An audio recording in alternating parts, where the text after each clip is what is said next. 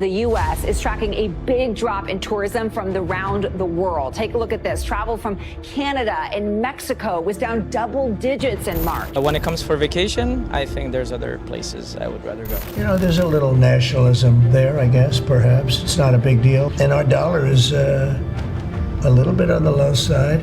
And that means that a lot of tourism is going to come in, but I could see a little bit nationalism. Air Canada just slashed its U.S. routes. Passenger traffic dropped by over 76% this summer. According to Washington Post, Canadians, the largest international tourist group to the U.S., are canceling trips en masse. Not because of a pandemic, not because of war, but because they no longer feel welcome or safe or certain about what the U.S. even stands for. In just 3 months, America lost more than $20 billion in international tourism revenue, according to The Guardian. Airports like JFK, LAX, and Miami are seeing fewer arrivals than any summer since 2009. Hotel occupancy rates are plunging.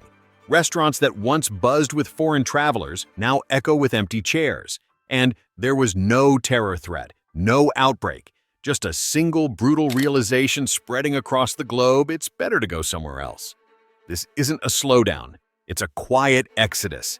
And America didn't get pushed into this hole, it dug it. This isn't just a quiet summer, it's a red flag. According to the U.S. National Travel and Tourism Office, international visits to the U.S. have dropped by over 14%, and the losses are staggering. Every single 1% decline equals around $1.8 billion wiped from the economy. That means over $20 billion in lost tourism revenue, not in theory, but in real booking, real jobs, real cash that once flowed into hotels, tour operators, retail chains, and restaurants from coast to coast. And this retreat isn't led by faraway nations. It's led by friends. Canadians who used to take long weekend getaways to New York or Miami are now choosing domestic destinations or heading to Europe. Flights from Paris, London, Sao Paulo, even Toronto routes that once ran multiple times daily are being slashed. Airlines like Air Canada and British Airways have quietly reduced U.S. flights, citing softening demand. Welcome to Flight F-15 to Washington, D.C. We'll begin the board process shortly for families with small children, military, and individuals who require special assistance. Where is everyone? Travel has dropped significantly in recent months, especially from Canada. Why? When the tariffs were announced. Some are flying half-empty planes, others have pulled entire routes altogether. It's not just airports feeling the sting. Walk through tourist-heavy districts in New York, San Francisco, or Orlando. The crowds are thinner. Restaurants are offering discounts they never used to need. Entire hotel floors are going unused in what should have been peak season. Why? Because people aren't just calculating the cost of a vacation, they're calculating the uncertainty. Unpredictable border policies, televised unrest, and confusing travel advisories have left travelers wary. Polarizing headlines that reach global audiences. And with more stable, welcoming, and predictable destinations like Canada, Spain, or Japan offering competitive pricing, travelers are making quiet, rational decisions to go anywhere but here. This isn't a blip, it's a trend. And trends like this don't just hurt the tourism sector, they erode America's global appeal. When people stop visiting, they stop investing.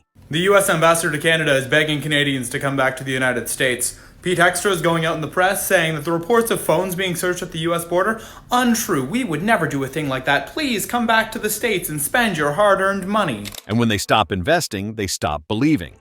And that's when a superpower starts shrinking without even noticing. Once packed with energy, long lines, and flashing cameras, now the only sound is the rolling of suitcase wheels on polished floors.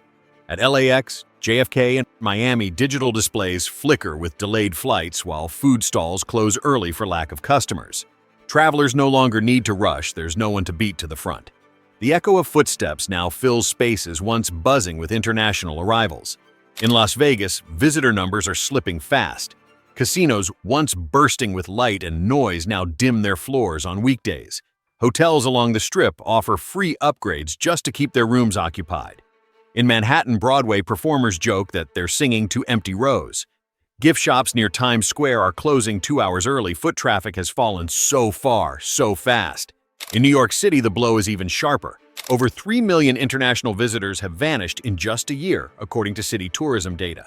That means fewer packed shows on Broadway, emptier boutiques along Fifth Avenue, and dwindling crowds in Times Square. The heart of America's cultural capital is skipping beats. And in Florida, California, the story is the same. Theme parks that once capped tickets now run deals just to fill seats on roller coasters. Lines at iconic eateries in Orlando and Los Angeles, once wrapped around blocks, have been replaced by empty tables and now serving signs. This isn't just about travel, it's about trust, image, and identity. When even the world's most iconic tourist cities can't draw crowds, it's no longer a question of promotion, it's a question of reputation. And for now, that reputation is quietly collapsing, not with a bang, but with an empty room. No country sends more tourists to the US than Canada. Or at least it used to. Dutchmen say, why are you going? You're going to Trump? This year, that long-standing pipeline of weekend shoppers, cross-border skiers, and summer road trippers has collapsed. Airlines across Canada, including Air Canada and WestJet, have cut up to 76% of flights to the US on certain routes. That's not a schedule tweak, that's a strategic retreat. Why? The reasons are stacking up fast.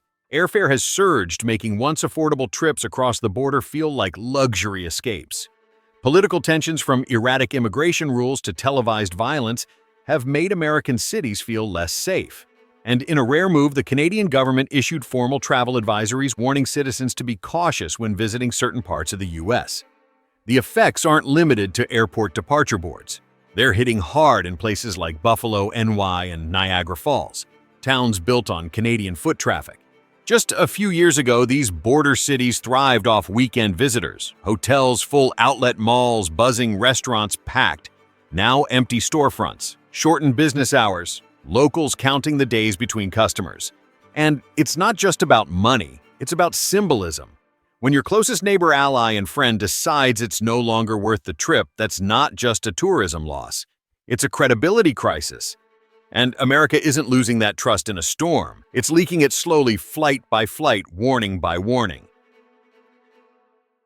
What's driving the collapse in U.S. tourism isn't a single scandal or headline. It's a perfect storm, political, psychological, and financial, hitting all at once. First, politics.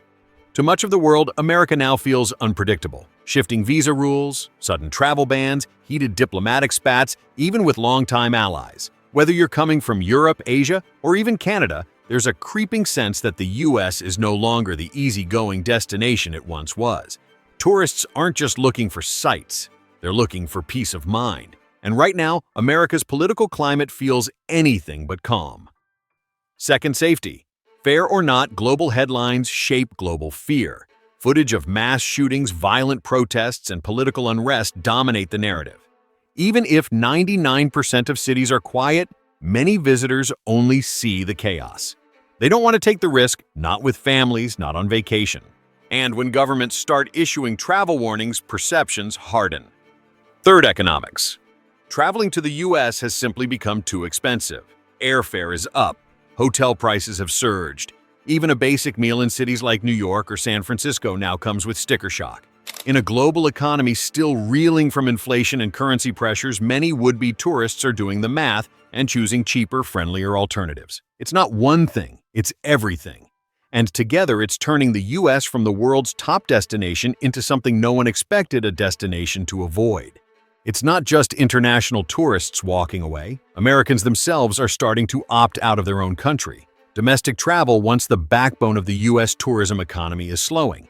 Families that used to save all year for a summer road trip or a Disney vacation are now making harder choices. For millions in the middle class, vacations are no longer a tradition. They're a luxury. Hotel bookings are down in places like Orlando, San Diego, and Nashville.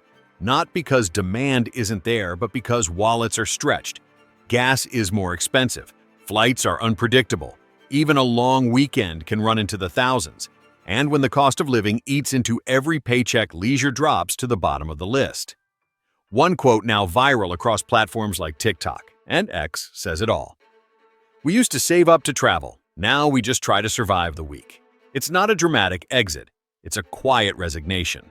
And when your own citizens start staying home, not by choice, but by necessity, it's no longer just a tourism crisis. It's a mirror reflecting something deeper.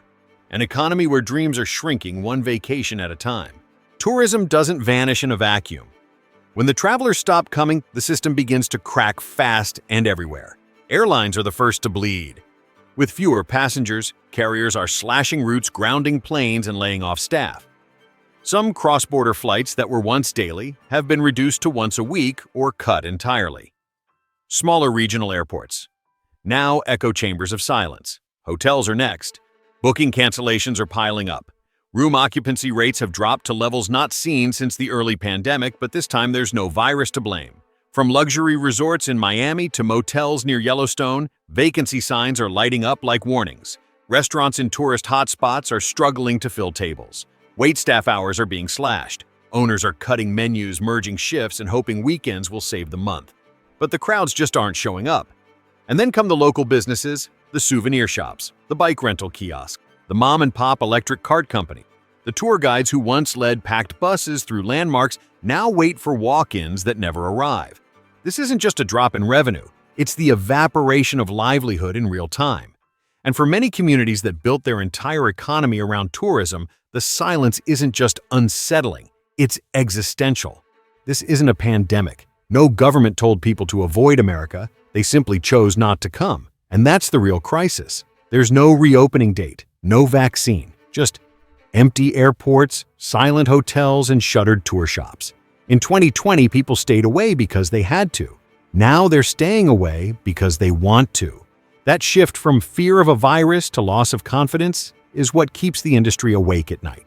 America isn't closed, but it's being quietly avoided. Not because of law, because of perception. This isn't about policy, it's about perception. When even allies stay away, the problem isn't a closed border, it's a broken image. And if trust vanishes quietly, who will call them back? If this story made you think, leave a comment.